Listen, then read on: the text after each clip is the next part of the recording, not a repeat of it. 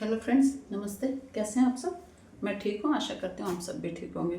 अभी दोपहर का वक्त है और मैं खाना अभी बनाऊँगी। देखती हूँ क्या बनाती हूँ। हो सकता है इन्होंने कहा कि पकौड़ी की कढ़ी बनाओ, बहुत दिन हो गया, तो उस पर ट्राई करती हूँ। और ऐसे ही फ्रेंड्स, आज देखिए मैंने क्या आपको बताया था ना कि ये बनाऊँगी, इसका घुटने में जो दर्द रहता है ना उसके लिए दवाई मतलब मैं पिछले बार भी जो लड्डू बनाए थे छोटे छोटे, वो तब ख़त्म हो गए। तब वापस से मैंने इस बार, मेरे को लगता है कि मैंने ज़्यादा सेक दिया। मतलब कि पिछली बार तो क्या उसमें ऐसा लिखा था, बताया गया था कि हल्का भूनना है ना। और हो सकता है मेरे को अभी खाऊंगी, मतलब बन जाएगा तो खा के टेस्ट करके देखूंगी कि उससे टेस्ट से भी पता चल जाता है फ्रेंड्स कि अपना मतलब कि लड्डू कैसा ज़्यादा सिक गया है या फिर कम सिका है और कैसा गुण करता है। मतलब घुटने में यदि दर्द नहीं होगा तब तो मतलब कि चलो ठीक है, वरना मेरी इतनी मेहनत बेकार जाएगी। और हो सकता है फिर मैं दूसरा बनाऊँ। ये तो देखते हैं, इसके मतलब खाने के ऊपर डिपेंड और इसके मतलब कि असर के ऊपर डिपेंड करता है। वरना तो अब इसको गुड़ से पिघला के मतलब कितना 200 ग्राम या 225 ग्राम गुड़ लूँगी, उसको पिघला के इसको डाल के और फिर इसके लड्डू बनाऊँगी। और सुबह शाम दूध के साथ लेना है, ऐसे बताया। तक अब स्वस्थ रहने के लिए तो फ्रेंड्स कुछ ना कुछ करना ही पड़ेगा ना, क्योंकि ना फिर अब उम्र बढ़ती जा रही है तो कुछ कुछ उपाय करने भी चाहिए अपने अपने को स्वस्थ रहने के लिए। ऐसे ही फ्रेंड्स, और आजकल क्या हो रहा है कि मेहमानों के चक्कर में ना नीचे जा नहीं रही हूँ मैं। मेरे और सारी फ्रेंड्स लोगों का फ़ोन भी आता है। मेरे क्या 3-4 ग्रुप बने हुए हैं, तो कभी किसी आज सुबह कि जया जी हमको तो भूल ही गए। मुझे ऐसे बिल्कुल बात नहीं है, बस मेरे को फुर्सत मिलने दो, फिर मैं ज़रूर आऊँगी। और फिर एक बार नीचे गई तो दूसरे ग्रुप की फ्रेंड बोल रही थी, बोले कि कल वो मारवाड़ी में बोलते, वो थोड़ी मतलब एजेड हैं। एजेड तो क्या है, मतलब थोड़ा उनका वो मारवाड़ी में ही बात करती मैं मुझसे। तो मेरी बड़ी बेटी का नाम पूर्वा है ना, तो वो बोले पूर्वा वाली मम्मी आई क्या को नहीं, बोला कल तो मेरे लोग पार्टी किया। बोले ठीक है कर लो।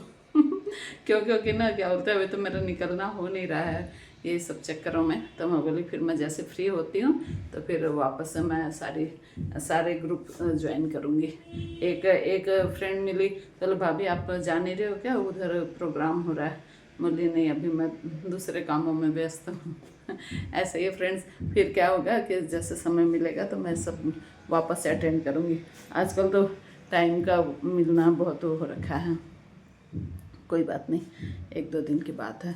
अच्छा फ्रेंड्स, मैं ये बोल रही थी कि जैसे वो कथा सुनाती हूँ ना मैं, तो आज मैंने इनसे कहा कि ये भृगु नहीं, इनकी क्या परशुराम जी की कथा बताइए ना जी। तो फिर इन्होंने बताया, बोले परशुराम इनके प्रसेनजीत की पुत्री थी रेणुका देवी। तो उनके माता थी और उनके पिता थे जमदग्नि। जमदग्नि ऋषि, और वो भृगुवंश के थे, है ना, ऋषि। जमदग्नि और माता रेणुका देवी, उनकी संतान थे ये। और ऐसा माना जाता है फ्रेंड्स कि ये विष्णु जी के छठे अवतार हैं। और चूंकि ये विष्णु जी के उग्र अवतार माने जाते हैं, इसलिए ना क्या बोलते हैं, मतलब कई लोग बोलते हैं इनकी पूजा नहीं होती। हालांकि पूजा तो करते हैं, लेकिन वैसे मंदिर वंदिर नहीं, ऐसे चौक वॉक में परशुराम चौक और ये सब तो बन जाते हैं इस टाइप से। तो ऐसे बोलते हैं उग्र अवतार थे और उनको क्रोध आता था, तो इसलिए। और वैसे कई लोग बोलते हैं कि ये चिरंजीवी जो रहते हैं ना, मतलब 7 या 8 जनों का मैंने पहले बताया था ना, कि वो जो मतलब अमर अजर अमर, तो उनमें भी एक ये भी हैं परशुराम जी। तो माता रेणुका देवी और जमदग्नि जी की संतान थे ये।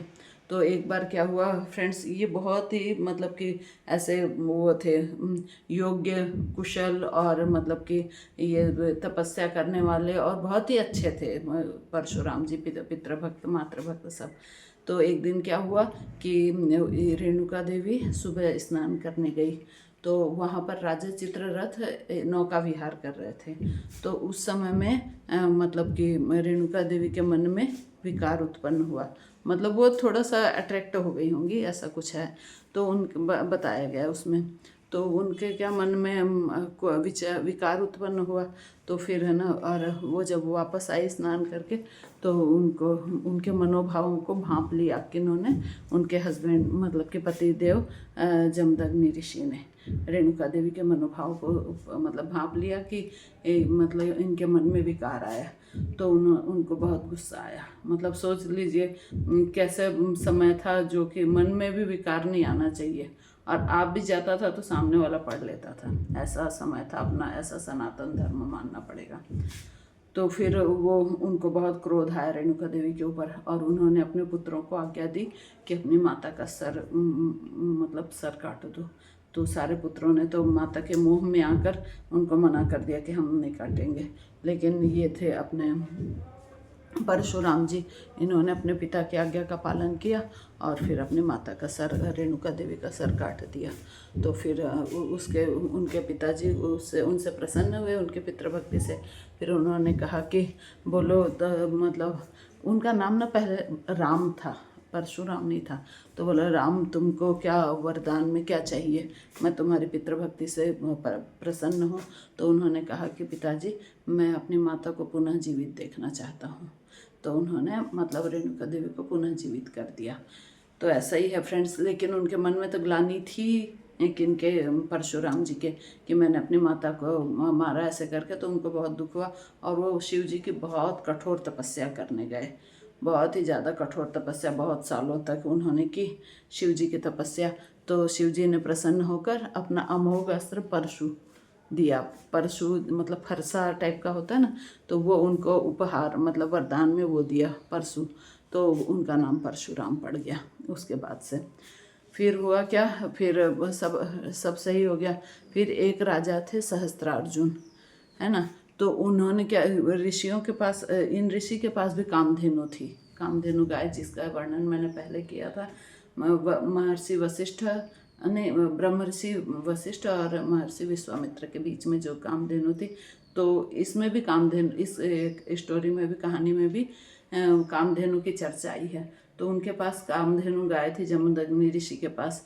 तो सहस्त्रार्जुन जो था वो बलपूर्वक उनकी कामधेनु गाय चुरा कर ले जा रहा था, ठीक है।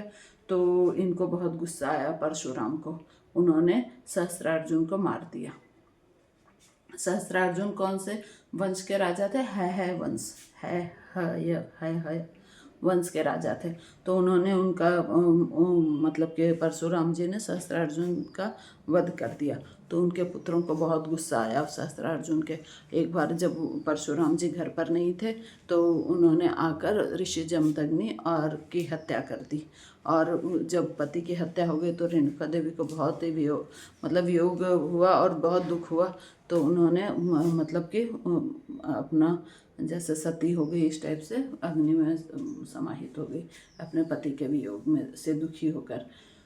तो परशुराम जी को बहुत गुस्सा आया फ्रेंड्स। तो फिर उन्होंने क्या किया कि प्रतिज्ञा ली कि मैं ये दुष्ट क्षत्रियों को मतलब कि पृथ्वी से विहीन कर दूंगा। मतलब तो फिर उन्होंने कितने बार, 21 बार क्षत्रियों का विनाश किया। ऐसे उग्र स्वभाव के थे परशुराम।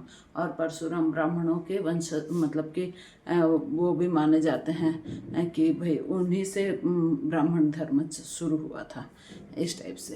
तो ऐसे ही है फ्रेंड्स, अपना सनातन धर्म कैसे कैसे राजा कैसे कैसे मतलब पात्र हुए, जो कि मतलब अपने हिंदू धर्म का वो परचम लहराने के लिए, है ना। और हिंदू और धर्म और सनातन धर्म के में बहुत एक से बढ़कर एक राजा और ये सब हुए, राजा और ये क्षत्रिय ब्राह्मण। और मतलब अब एक तरफ अपन ये भी देखते हैं कि विष्णु जी के इतने अवतार हुए हैं, उन्होंने सब अवतारों में हर कास्ट के का प्रतिनिधित्व किया। मतलब जैसे राम जी थे तो क्षत्रिय थे, अब ये परशुराम जी हैं तो ये ब्राह्मण, और वो थे कृष्ण जी, वो ग्वाले यादव वंश के, है ना।